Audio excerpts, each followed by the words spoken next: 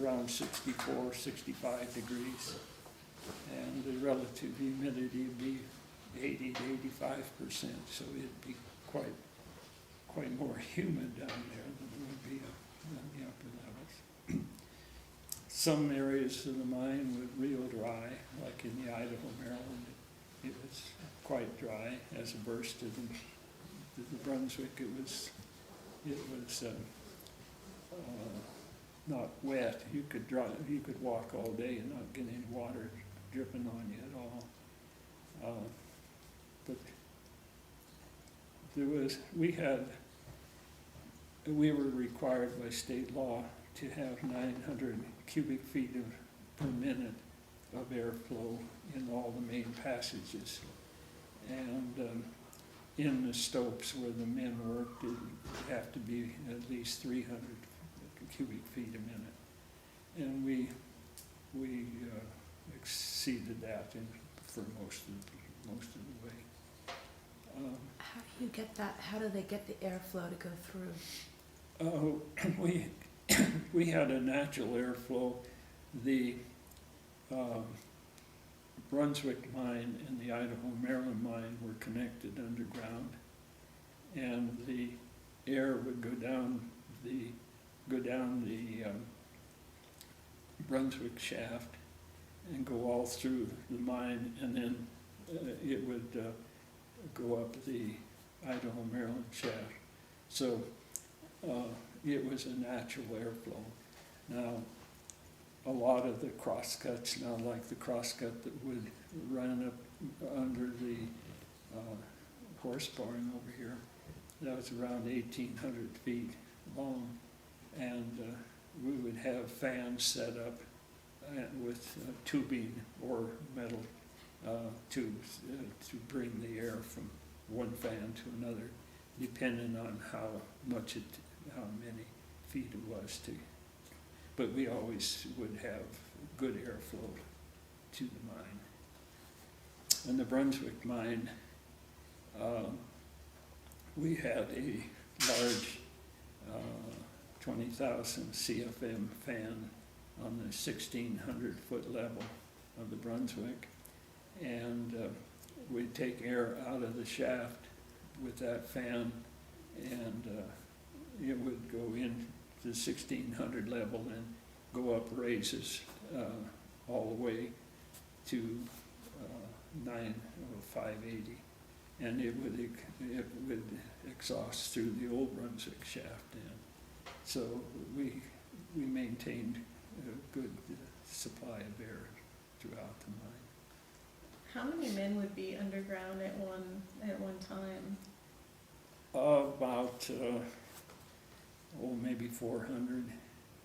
We had two shifts working. One was start at 7 in the morning and work till 3:30, and then we had a shift that would come on at 3 and work until 11:30 or 12, whatever time that shift ended. So we wouldn't have 400. We'd have probably maybe 250 or something like that on a shift, and they worked throughout different areas of the mine. We always had two men working together. It was kind of a buddy system, you might say. So if one got hurt, then he could get help to help the person. Shift bosses, we had shift bosses for various sections of the mine. They just have maybe the upper levels down to so far, and then we'd have another section for another shift boss. We had 4 or 5 shift bosses all the time. And they made 2 rounds a shift to check on the men. And then they wouldn't have partners with them. Of course, they would because they were walking along all the time. Like myself, I could go wherever I wanted at any time. I tried to I tried to go through all the mine each week, so all the sections of it. Then we had engineers that did a lot of work underground. Did you have any interesting experiences while you had that job? I can, I didn't have any fears or anything, and going up and down raises, I would go up and down the raise without any problem, because you couldn't see, you could only see as far as your light had shine, you know, and as long as you didn't see around you, I guess you felt secure. But there was one time that I actually did have some fear. I did a lot of, along with the safety work, I did a lot of engineering work, and I went up in this stope to map the stope, and the company had it, and they were going to turn it over to the leasers. And so the company pulled all of the rock out of the stope. So I went up a raise, and there was a kind of a flat area, stringers in the footwall, and of course you could see down. It was pretty steep, you know, about this wide, and you could see as far as your light would shine, but you couldn't see any farther. So I walked over, the rock slanted a little bit, and I walked over without any problem, you know, of falling or anything. And I did the mapping that I was supposed to do, and I went to go back over that raise, and for the life of me, I just could not do it. I had the fear of slipping and falling, you know, and so I sat, and I get up, and I think, well, I can do it, and I just didn't have the nerve to do it. And then finally it dawned on me, there was another raise just shortly, and so I went over and went down the other raise, but I couldn't cross that. That was the only time that I had any fear underground. And being alone, of course, you know, I guess that enters into it too. Was it normal for men to go to war as you did and come back and continue to work at the Idaho Maryland? Yes, there was a lot of the men did come back and go to work, but during the war, the men made better wages working, you know, in the defense plants and things like this, and a lot of them got work rather than go back underground. They got work on the surface that paid better wages, and so it was harder to get good men after the war. And then another factor that entered into it, the logging industry became a lot more prevalent up in this area here. So a lot of the miners would fall trees in the summertime. Then when winter comes, then they go back and work in the mine. And that made it hard for the mine to do that, because they would rather have the good miners, you know. But that was another factor. Would you say there was a culture that differentiated the people that worked underground from the people that worked on the surface? I don't know, did the miners stick close together, or did you experience anything like that? Well, the miners were quite friendly with one another, and but no, I don't think that would be. I think they would, once they left the mine, I think they'd just be like anyone else, going to a different job, you know. Did you ever have the opportunity to meet Errol McBoyle personally? When I went to work, it was in 1941, and I would see him, not daily or anything, I'd see him quite often, but I can honestly say that I spoke to him, you know, at times, but to have an acquaintance with him, I never did, and I'm sorry that it didn't happen. I really would have liked to have known the man more. What was your impression of him? Like, you mentioned he seems to be pretty modest.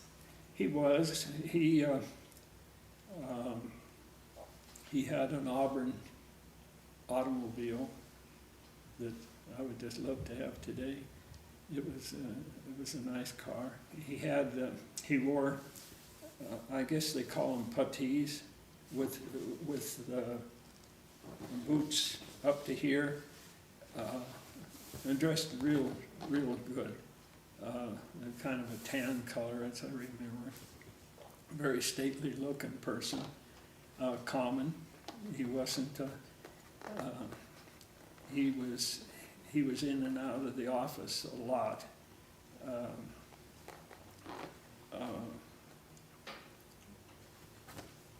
I worked on the surface quite a bit.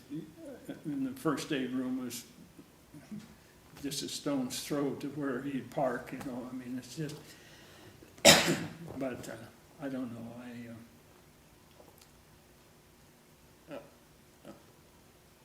He was well liked. Everybody, all the miners and all that knew him liked him. His wife was had real red hair, not real red. It was kind of, but it was a reddish color. Very stately looking lady, dressed real well. Later on, after his illness, then she was on the board of directors, and at that time, when I was a safety engineer, I had an office right inside the door going in and out of the building, and I'd see her periodically when she would be up. But I would have liked to have known Errol McBoyle better. Did they have any children? No, No. no children.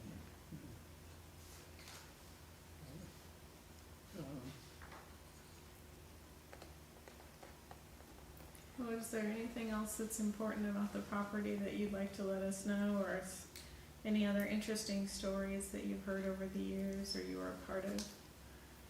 No, not really. One thing in the 1950s, I don't know exactly, in the early 1950s, I got permission from Malcolm Hamill to come up and fish in the pond here, I mean the reservoir here. And some nice big German brown trout, some of them bigger. And you could see them there in the water. And I guess I came up 4 or 5 times. I couldn't catch one of those fish for love nor money. They weren't interested in anything I put in that water. They just weren't. It would have been nice that had the World War II not come along and Errol McBoyle complete his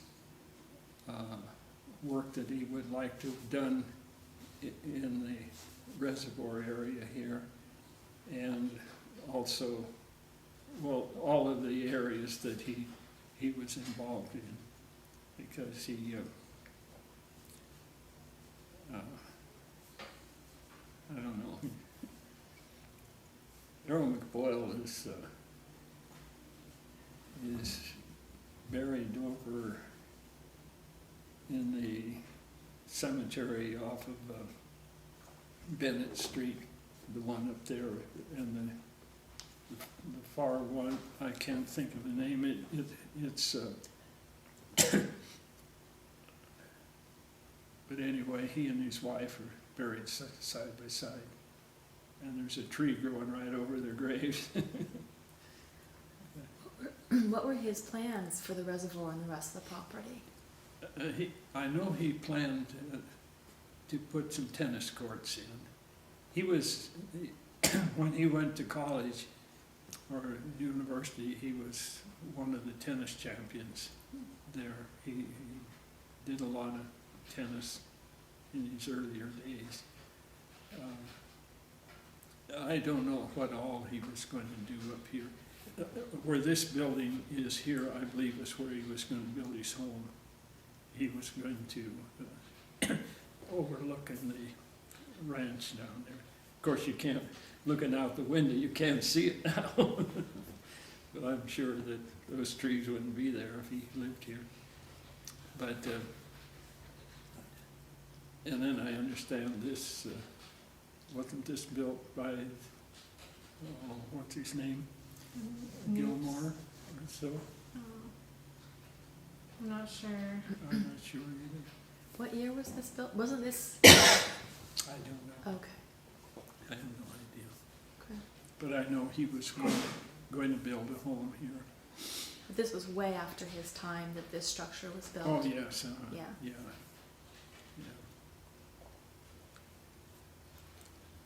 I can't think of anything.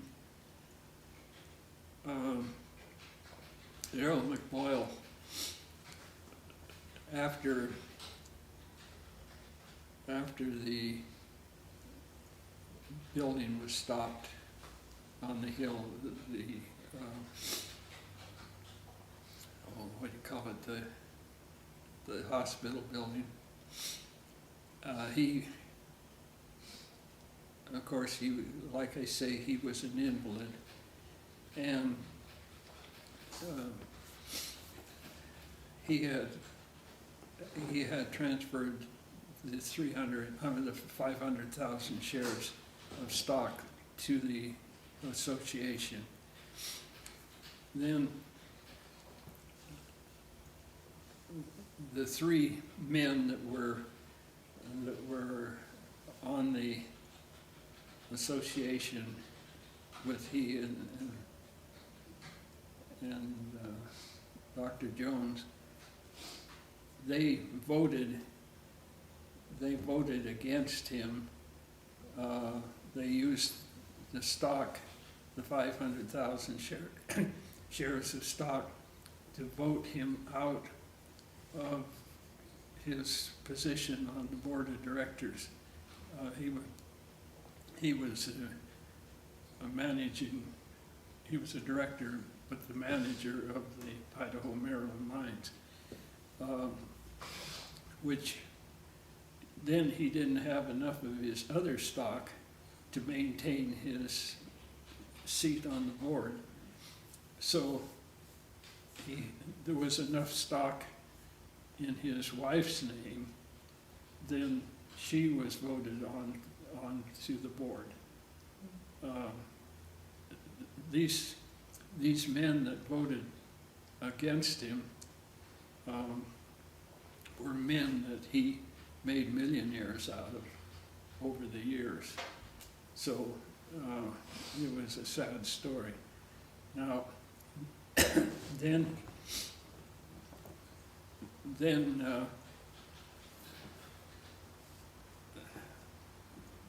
there was 375,000 shares of the stock that weren't paid for because the hospital didn't go forward.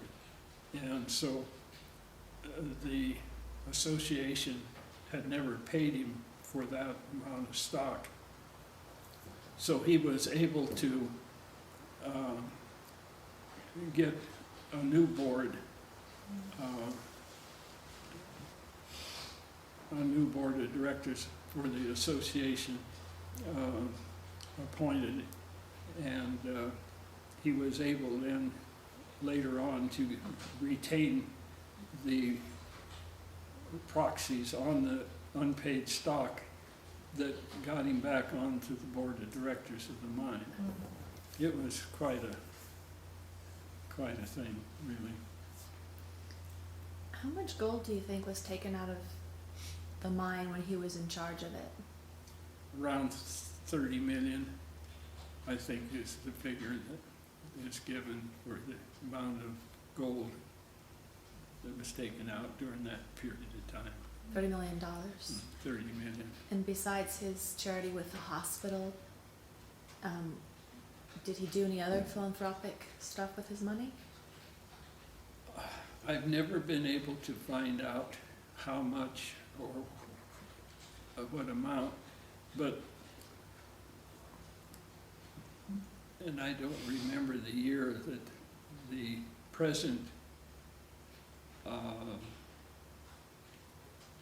Catholic church building in Grass Valley was built, but it was somewhere in the late 30s, early 40s, and I'm quite sure that he probably was a big donor to the building of that building.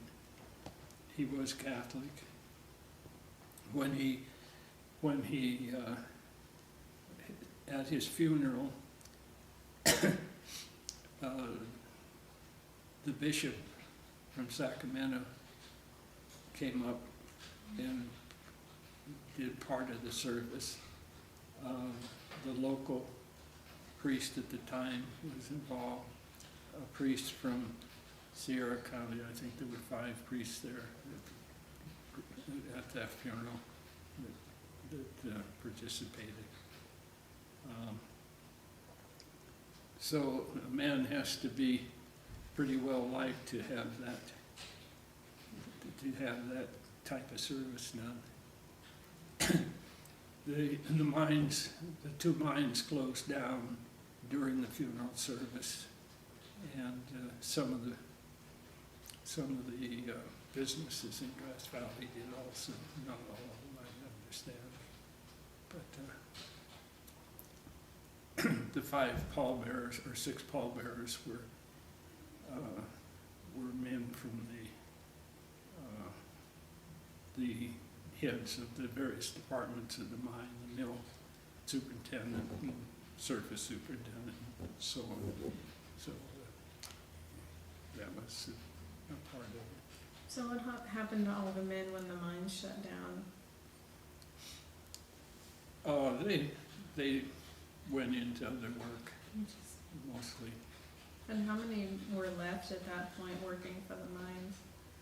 Just before it closed, we were down to probably 40 men, something like that.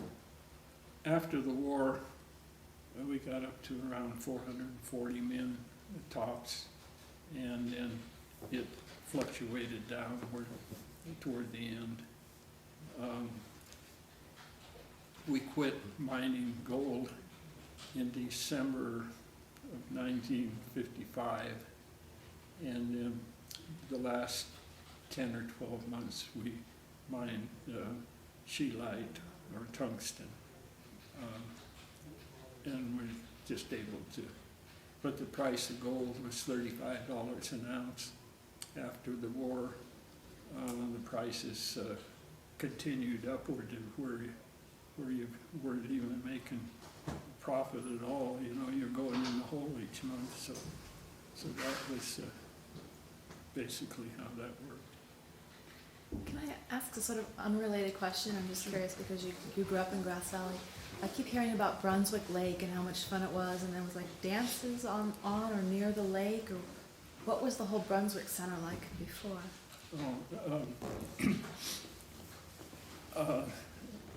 That was Lake Olympia. Lake Olympia was located kind of behind that area where the PG&E has a substation out there on Sutton Way.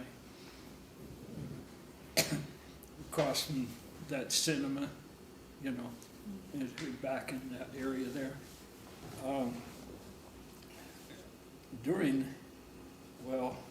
gosh, when I was a kid, I was out there an awful lot. They had a fair-sized lake, it was about better than 3 acres, something like that. And in the center of it, there was a island with a dance hall there. And then there was a walkway, wooden walkway about 6 feet wide that went out to it was a floor that had some springs under it. It was a nice floor, hardwood floor, of course, and a bandstand on one side. We had bands that would come up from Sacramento, from Auburn, from Marysville, some of the local bands. And during the summer, Wednesday and Saturday nights, they would dance until midnight. And then close to where the walkway started, there was a restaurant type of there, and they'd have meals, light meals, and there was an intermission at 1 o'clock. I mean, at 12 o'clock, people go out and eat, and then come back and dance until 2 o'clock. In the morning. In the morning. And at 2 o'clock in the morning, there would be a lot of people still there, you know. And they danced waltzes, foxtrots, and that sort, you know, like they did in those days. And then they had a bar, a separate building for a bar, and then they had change houses for the female and male separately, of course, and people would go and change and get in their bathing suits, and they had 3, I'd say they're probably 10 by 10 or maybe 12 by 12 foot, I guess we call them toadstools, but they're kind of built up above the water with a little ladder, probably above the water, maybe 2.5, 3 feet. And you could swim out to those, to one, and then you could swim to the other. They had boating. There was canoes and rowboats also that you could rent. I think they were 2 bits an hour, something like that. They had a high dive, probably 30 feet at least above the water, and then a springboard close to the water. There was a small pond, not a pond, it was a regular concrete swimming pool for the kids, for the young kids. And then up on the hill they had a place for overnight camping for people, and it was nice. Now the Glenbrook Basin at that time had very few buildings out there at all.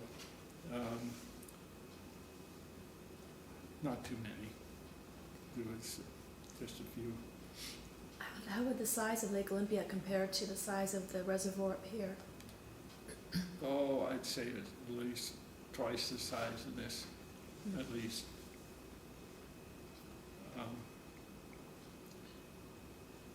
And the water drained.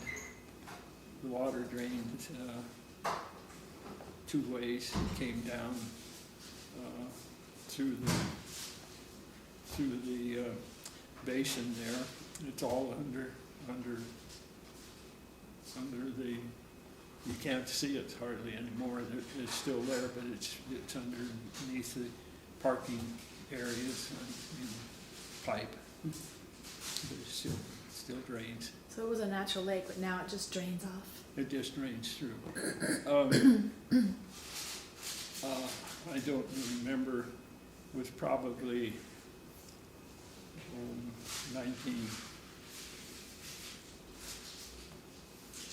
maybe in the early 50s, late 40s, somewhere back in there. They had to breach the dam and let the water just flow because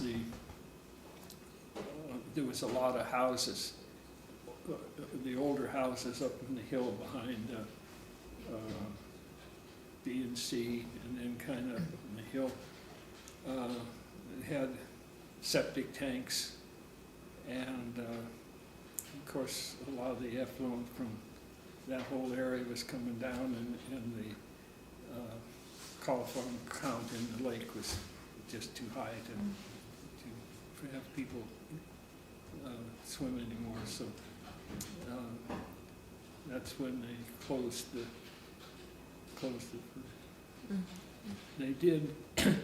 They did have some roller skating in the hall after the dancing had ceased. And the reason the dancing ceased is because after the war, well, people got away from dancing, and then television came along and other things, you know, and the attendance just dropped, and so then they couldn't continue. Sounds like it was a very fun time while it was It was. existing, Yeah, those were good days. Yeah. Yeah. As kids, we never had a want to have anything to do. There was always something to do.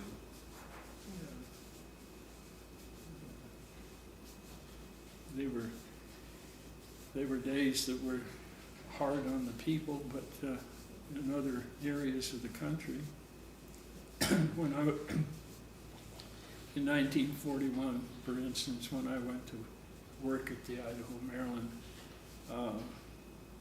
they had at least 300 men every Monday, Wednesday, and Fridays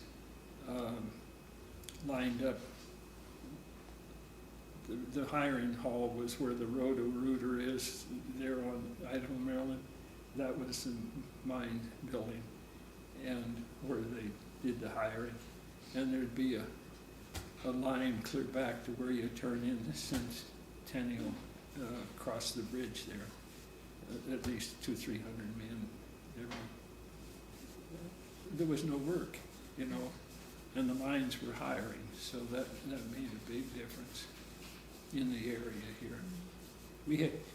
I know there was miners underground working that were in the Dust Bowl in Oklahoma when they had the problems there, and people from a lot of different states came.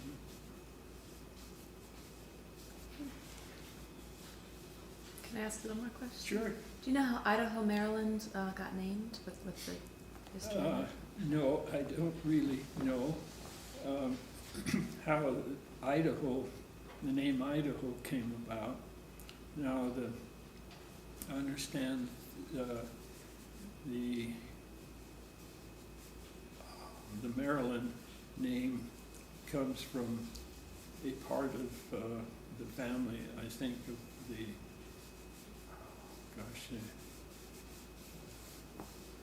what's the name of the family? Anyway, they had settled in that area, and the Maryland got its name from that. I'm not positive of that. I thought it was people But Idaho, Maryland, I can tell you that the Idaho mine was the original mine, and the Maryland mine was a small mine that had property adjacent to the end line of the Idaho. And in 1893, the Maryland mine bought the Idaho mine, and that's when it became Idaho, Maryland. But how the